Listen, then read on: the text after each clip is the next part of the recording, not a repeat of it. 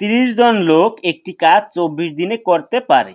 কাজ অবস্থায় 12 দিন পর 15 জন লোক চলে গেলে বাকি লোক কত দিনে অবশিষ্ট কাজ শেষ করতে পারবে? তাহলে যেহেতু আমাদের লোক ছিল 30 জন, 15 জন চলে যাওয়ার লোক আছে কিন্তু 15 জন।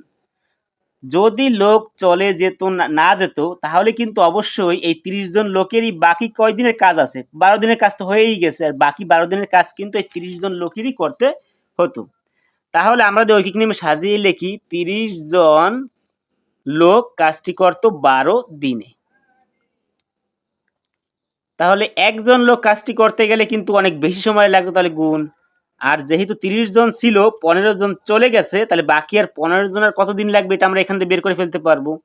তাহলে 15 জনের কাজটি শেষ করতে লাগতো অবশ্যই একজনের থেকে কম, তাহলে হবে ভাগ। কাটাকাটি গুলো দিই 12 দুগুণে 24 দিনে, তাহলে মোট 24 দিন সময় লাগবে।